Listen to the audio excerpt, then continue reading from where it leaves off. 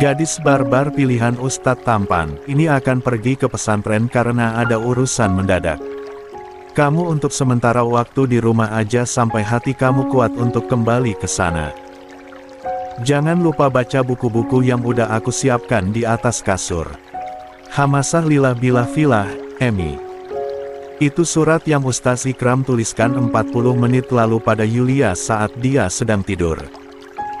Sangat lucu rasanya jika kini mereka saling memanggilnya dengan panggilan barunya. Dan kini perempuan dengan rambut tergerai itu tengah membaca buku yang suaminya siapkan untuknya baca. Sampai akhirnya melihat jam di dinding, Yulia menepuk jidat. Dia terlalu fokus membaca buku tentang kewajiban seorang istri yang hampir dia tamatkan sampai tidak sadar jika 10 menit lagi azan maghrib akan tiba. Perempuan yang mengenakan gamis nafi itu tergesa-gesa membuka lemari, mengambil abaya yang selalu suaminya kenakan ketika salat, peci dan juga sajadahnya pun tak terlewatkan. Terus apa lagi? Gumamnya berusaha mengingat setiap ingin salat suaminya selalu menyiapkan sendiri perlengkapannya itu. Ah, tasbih, serunya. Lalu menatap ke penjuru arah dan melihat tasbih putih tergeletak di atas nakas. Ia pun mengambilnya dan menyimpannya di sisi sajadah yang sudah ia bentangkan ke arah kiblat. Udah perfect. Al-Qurannya nanti aja aku bawa, aku harus wudhu dulu. Kini Yulia segera mengambil wudhu, walaupun luka di pipi, lutut dan di dagunya belum kering itu tidak jadi masalah untuknya. Namun senyuman yang sejak tadi menghiasi bibirnya mendadak luntur saat melihat dari balik cermin terdapat noda merah di belakang gamisnya. Kenapa harus datang sekarang? Dia tidak bisa menahan dirinya yang kecewa. Padahal ini pertama kalinya Yulia seantusiasi ini akan menjadi makmum salat bersama suaminya. Bahkan sudah menyiapkan semuanya. Dengan terpaksa akhirnya Yulia membersihkan tubuhnya yang kini mengalami datang bulan. Seharusnya ia sadar karena sejak pagi perutnya sakit dan baru sekarang ia datang bulannya. 5 menit kemudian Yulia keluar kamar mandi dan azan pun mulai terdengar. Selang beberapa menit, pintu kamarnya terbuka dan terlihat Ustadz Ikram yang baru saja pulang dari pesantren dengan abaya hitamnya itu. Assalamualaikum, Mas, pulang istriku. Ikram masuk mendekati Yulia. Kenapa belum? Siap-siap, ini udah masuk salat maghrib loh. Masih dengan bibir cemberut dia menjawab. Waalaikumsalam. Aku datang bulan jadi gak bisa ikut salat. Sayang sekali padahal aku ingin diimamin sama kamu, Mas Udi. Ikram mengerjap 2 kali sedikit kaget istrinya datang bulan, lalu berusaha memasang bibirnya agar tersenyum. Gak apa-apa, biar Mas salat berjamaah di pesantren kalau gitu. Bisa tidak salatnya di rumah aja? Kenapa? Yulia menggigit bibirnya dalam-dalam. Rumah sepi kalau hanya ada aku aja. Aku takut. Sendirian, apalagi di luar kan hujan. Nanti ada petir gimana? Yulia takut petir. Baiklah Mas akan salat di rumah aja. Masya Allah itu kamu yang siapin. Pria itu menatap pakaian miliknya di atas kasur, bahkan alat salatnya pun sudah disiapkan. Yulia mengangguk membuat Ikram tersenyum lebar. Syukron, Emi. Kamu lagi datang bulan otomatis gak bisa salat. Tapi kamu masih bisa mendapatkan pahala loh. Iyakah? Iya, mau aku kasih tahu? Mau. Ikram mengambil tasbihnya lalu memberikannya pada sang istri. Kamu bisa berzikir sama bersolawat, dengan begitu kamu akan mendapat pahala walaupun tidak bisa salat. Sekalipun. Zikir. Zikir apa yang harus aku lakukan? Seperti yang pernah aku bilang waktu itu, tasbih, tahmid, takdir dan tahlil. Jangan lupa, perbanyak istighfar juga. Kalau solawatnya apa aja yang kamu hafal? Yulia mengangguk mengerti lalu dia duduk di atas kasur dan melakukan seperti yang dikatakan suaminya. Melihat istrinya yang kini penurut membuat Ikram merasa bersyukur. Dia segera mengambil wudhu lalu mulai melaksanakan salat maghrib. Sebenarnya Yulia ingin tahu masalah di pesantren yang ia perbuat bersama Najwa, tapi ia tidak ingin bertanya untuk hari ini. Dan juga pergi ke asrama pun ia tidak mau lagi. Ia ingin terus berada di rumah. Hati Yulia tidak dipungkiri, dia kecewa pada Ustazah Ainun dan marah pada dua santri putri yang menyakiti hatinya dengan kata-kata tajam mereka. Allah maafkan atas perbuatanku ini, gumamnya penuh sesal, menatap tangannya yang dia gunakan untuk melakukan kekerasan. Suaminya bilang kekerasan adalah cara yang dibenci Allah, dan cara itu salah. Yulia, kamu jangan memikirkan masalah yang sudah berlalu. Ini kamu yang sekarang, lupakan yang sudah terjadi, gumamnya penuh tekad. Semangat Yulia, kamu bisa. Yulia mulai fokus pada bacaan zikir dan solawatnya, sampai akhirnya suara dari Ustadz Ikram membuat fokusnya buyar. Sholatnya udah. Yulia terlalu banyak melamun sambil berzikir tanpa sadar waktu terus bergulir. Sini dengerin Mas baca auran, sayang. Kamu juga akan dapat pahala jika dengerin aku. Murojaah. Yulia tanpa banyak kata turun dari kasur lalu duduk di hadapan suaminya. Rebahkan kepala kamu di paha Mas. Boleh. Ikram mengangguk. Dengan malu-malu tapi mau Yulia mulai merebahkan kepalanya di paha sang suami. Walaupun ini bukan pertama kalinya, tetap saja ia masih canggung. Mungkin karena ia kini berusaha membuka diri dengan suaminya. Ternyata suamiku tampan, celetuknya tiba-tiba membuat Ikram sedikit teralihkan dari musyafnya. Lah kamu baru tahu jika suamimu ini tampan. Yulia mengangguk dengan tangan tak tahan untuk tidak menyentuh rahang tegasnya. Itu. Mau surat apa yang kamu dengar Hem? Terserah. Kamu selalu saja jawab terserah, waktu itu juga terserah. Yulia tertawa merdu. Kalau gitu surat Maryam. Aku ingin mendengar surat itu. Siap. Ikram mulai fokus pada musyafnya lalu dengan mengucapkan bismillah dia mulai membacanya. Sesekali menatap istrinya yang juga menatapnya. Suaranya selalu membuat perasaannya tenang. Yulia larut dalam suara merdu. Suaminya, apalagi tangan kiri suaminya yang mengusap kepalanya, sangat nyaman rasanya. Membuat hatinya menghangat. 20 menit selesai murojaah, Ikram menutup Al-Qurannya lalu menyimpannya di depan sajadah. Masih sedih tentang kejadian tadi pagi. Sedikit, dan maaf aku tidak bisa pergi ke asrama lagi. Bukan karena aku takut, malahan aku pemberani, hanya saja berikan waktu beberapa hari untuk aku menenangkan hati, nanti aku akan kembali ke pondok. Jika itu yang terbaik untukmu, Mas akan setuju. Makasih sudah mengerti aku, Mas Ubi. Sama-sama, sayang. Untuk rasa lelah, sakit, luka, dan juga marah, hari ini buang semuanya jauh-jauh. Kamu harus ceria karena kamu mataharinya Muhammad Ikram Fahiri. Al-Husain. Kekahan keluar begitu saja di mulut Yulia. Kok sejak tadi sore dan sekarang suamiku ini suka kasih kata-katanya manis kayak gulalia. Padahal dulu gak loh perasaan. Baru beberapa hari ini kamu juga terang-terangan memberikan kata-kata manisnya padaku. Kamu risih. Maaf kalau gitu. Ikram canggung bahkan kini dia mengusap belakang kepalanya, salah tingkah.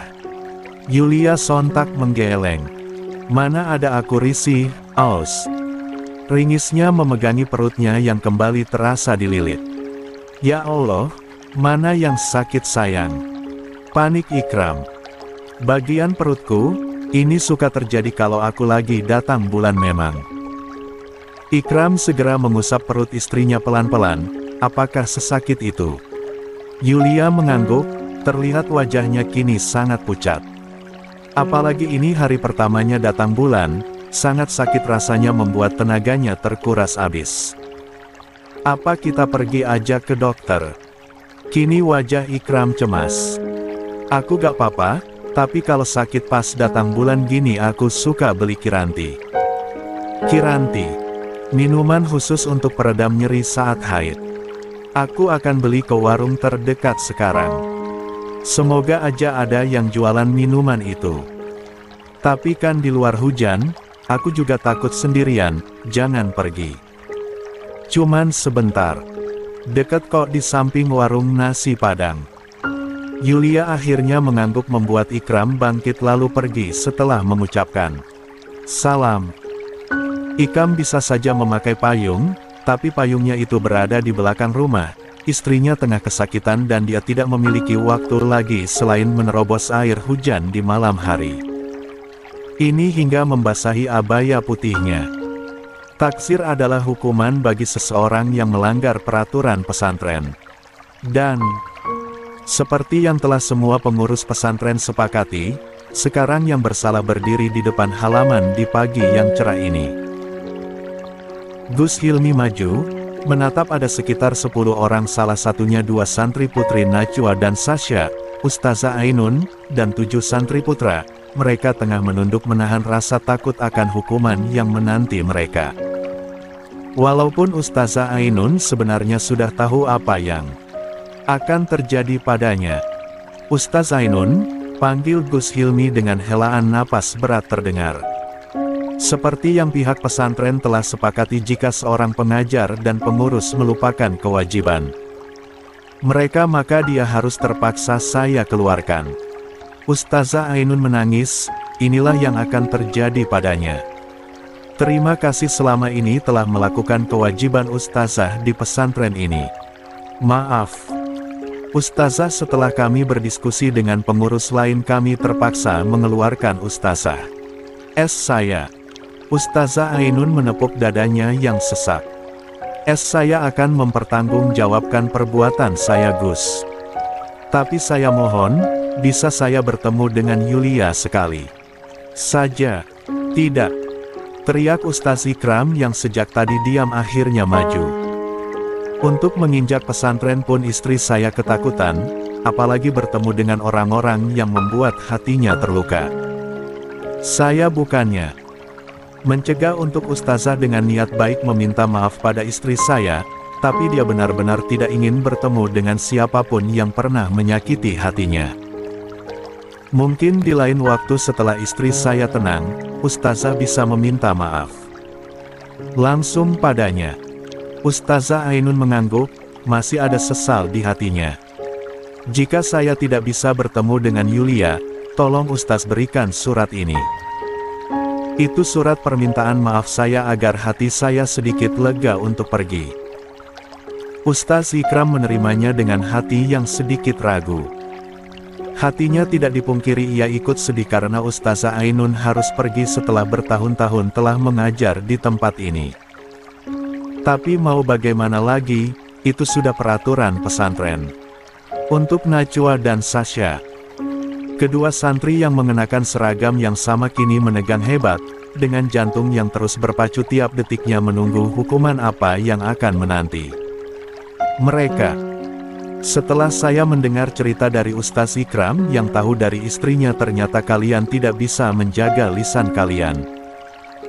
Tidak pantas seorang perempuan seperti kalian berkata-kata jelek dan menyakiti perasaan orang lain. Kalian harus ingat luka fisik memang ada bekasnya tapi masih bisa disembuhkan, namun luka yang kalian berikan berupa luka batin pada Yulia dan tidak akan bisa disembuhkan. Kata-kata tajam kalian bagaikan duri yang akan Yulia ingat. Itu mengapa lisan kita harus dijaga, bahkan Allah membenci orang yang menyakiti hati orang lain. Taksir yang akan kami berikan pada kalian adalah Najwa dan Sasha meremas kedua tangannya, apapun mereka akan lakukan tapi mereka tidak akan mau jika keluar dari pondok pesantren ini. Kalian akan diskor selama seminggu, dan selama sebulan kalian harus membersihkan belakang pesantren dan juga membuang sampah. Dan saat itu juga mereka menahan napas sesaat. Taksir seperti itu mereka sanggup walaupun membersihkan belakang pesantren tidaklah mudah, apalagi sampah semua para santri sangatlah banyak. Apa kalian tidak menyesal telah menyakiti hati istri saya? Tanya Ustaz Ikam dengan suara dinginnya. Kami menyesal Ustaz, seru Najwa sambil menahan Sasha yang ingin berbicara. Tapi kenapa hati saya berkata kalian tidak menyesali semuanya? Atau saya salah? Mereka menelan ludah kasar, buru-buru bersimpuh di tanah. Kami sangat menyesal. Jika Yulia ada di sini kami akan langsung meminta maaf bahkan rela bersujud di bawah kakinya. Saya belum selesai bicara, sahut Gus Hilmi dingin. Hukuman kalian tidak hanya itu saja, tapi kalian harus menghafal kitab yang nanti Ustazah Zahra akan berikan pada kalian. Selama kalian diskor kalian harus menghafal kitab itu di tempat ini.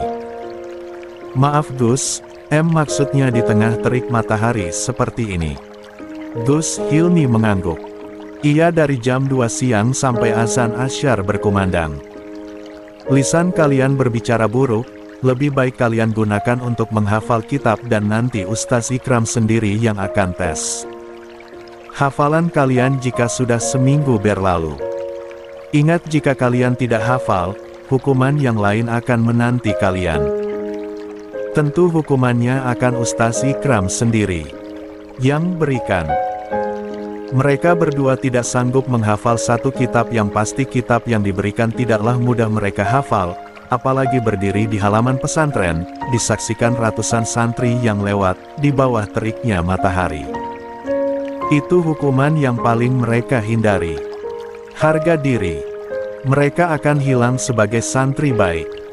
Jika kalian protes silahkan keluar dari pesantren ini.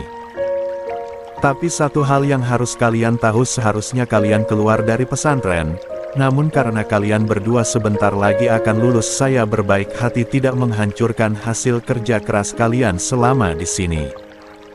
Walaupun kalian telah menghancurkan hati adik ipar saya. Walaupun Gus Hilmi tidak terlalu dekat dengan Yulia, tapi dia ikut terluka saat tahu kejadian yang sebenarnya. Dan untuk ketujuh santri putra yang tidak bisa menjaga pandangannya.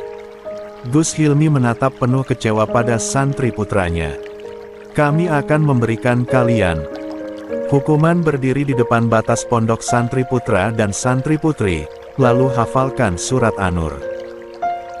Jika kalian telah menghafalnya setor pada Kang Abdul, namun jika tidak hafal berdiri sampai azan zuhur tiba. Kang Abdul bawa 7 santri itu sekarang. Pria yang mengenakan sarung kotak-kotak itu segera membawa 7 santri untuk pergi.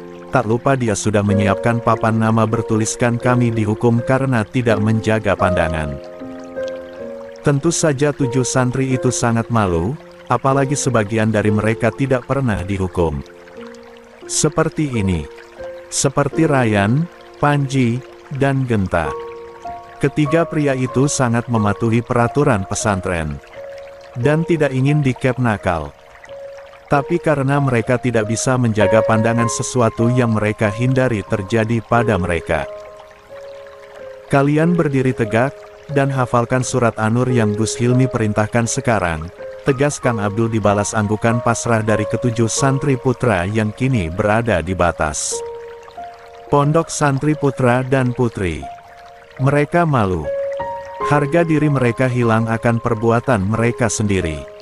Apalagi semua santri yang lewat melihat ke arah mereka. Wi anjir si geblek kena taksir, ucap Zayan penuh ledekan merebahkan tubuhnya di kursi panjang sambil meminum kelapa muda. Pria yang mengenakan sarung coklat dan kemeja putih itu berada di depan pagar santri putra yang di sampingnya terdapat pohon mangga, duduk di kursi panjang ditemani angin. Sepoi-sepoi dari kipas buatan Baya dari kertas buku. Enak bener di cuaca sepanas ini makan yang dinding dingin ai.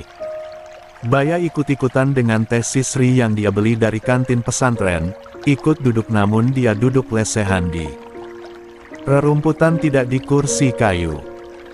Zai minum kelapa, Baya minum teh sisri, dan gue es susu coklat, kita gak selevel sih.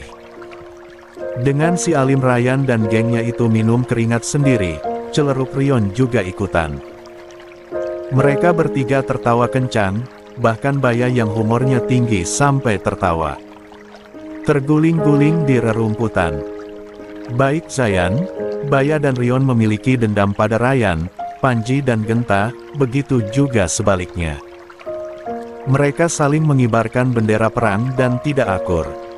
Maksud lo apa ledek kita? Emosi Ryan, ingin sekali menghajar musuhnya itu tapi sial. Hukumannya akan bertambah nanti. Apa hu? Sini maju kalau berani. Mau dipepes sama saya? Nih teman gue mantan ketua geng motor yang jago silat. Teriak Baya sok jagoan. Zayan membusungkan dadanya sombong, menatap Ryan penuh kesinisan. Bagaimana dia tidak benci pada Ryan? Pria sok alim itu selalu melaporkan kenakalannya. Sial, nama kerennya pun hampir mirip dengan cowok sok alim itu, hanya beda di huruf awal saja. Kalian mau saya hukum juga? Ujar Kang Abdul membuat Zai dan kedua temannya sontak menggeleng. Ryan dan kalian yang kena taksir berdiri tegak lalu fokus pada hafalan kalian, fokus pada hukuman kalian. Tidak ada yang boleh bicara selain kalian menghafal Surat An-Nur. Ryan dan keenam santri putra berdiri dan mulai fokus pada hukuman mereka. Tentu saja menghafal Surat An-Nur yang ayatnya sangat banyak. Dan kalian bertiga, pria berkulit sawo matang itu menunjuk Zayan dan gengnya. Diam, jangan ganggu yang kena taksir. Jangan galak-galak gitu atuh Kang sama kita. Mendingan daripada awasi mereka Kang Abdul jajan ke kantin. Nih biar Zai yang anak konglomerat yang katanya pintunya terbuat dari emas mau traktir.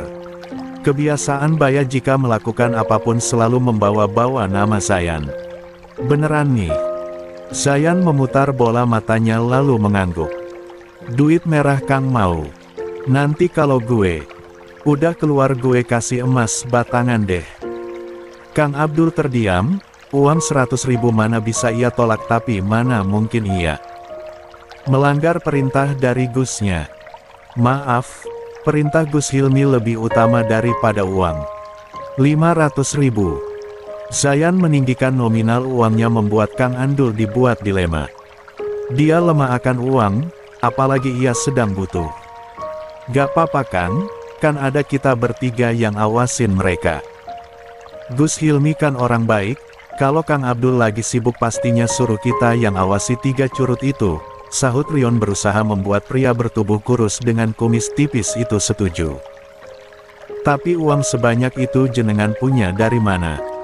Awas aja uang haram, nanti saya laporin ke Ustaz Ikram.